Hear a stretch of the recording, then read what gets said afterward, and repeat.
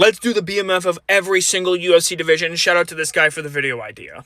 At flyweight, I have Alexander Pantoja, an extremely underrated champion, very entertaining fighter, always out there seeking a finish. There is a few candidates you could put in here instead if you choose. Guys like Joshua Van, Breno Royval, Brandon Moreno, Alexander Pantoja like I picked here. One of those four is probably going to be your best bet in this division. But bantamweight, I've decided to go with Petr Yan. There is a couple different options here. It was a bit difficult for me to pick one because there's a lot of guys in the bantamweight division who are extremely skilled, but not necessarily BMF, who are always going out there to put on a show for the fans. Petr Yan absolutely does each and every time. This guy never has a boring fight while being technical, very highly skilled, and he's extremely tough. But it's between guys like him and Song Yadong, in my opinion. At featherweight, I went with a fairly obvious pick in my eyes, Diego Lopez. This guy puts on a show each and every time, extremely scrappy. This guy, even though he doesn't have the best striking defense, he's extremely tough and durable, as we've even seen in his most recent fights, and extremely entertaining overall. Even when the fight hits the ground, he's constantly seeking a finish, and he's extremely tough and durable, so I gotta go with Diego Lopez. At lightweight, I think I went with the obvious pick, the BMF himself, Max Blessed Holloway. I know some of you are going to say, well, Ilya Topuria beat him. Well, that fight was not for the BMF belt,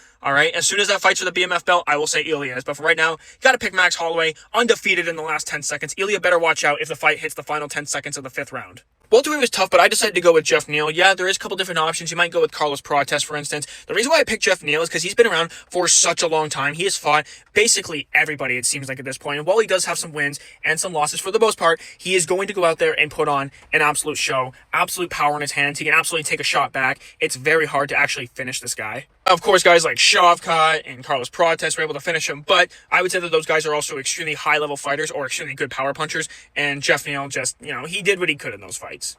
I don't know if this is a controversial pick or not, but I decided to go with Paulo Costa for middleweight because when was the last time that Paulo Costa was in a bad fight? Yes, you could argue Sean Strickland was not the best fight because Sean Strickland's a tough fight for anybody to look entertaining against. So I'm going to give him a pass on this one. But when he fought guys like Robert Whittaker, Yoel Romero, Roman Kopylov, this guy put on banger after banger after banger, deals out damage. When he gets hit, he welcomes it. He wants more each and every time. You will never leave a Paulo Costa fight being like, man, I really wish I didn't go see this guy fight.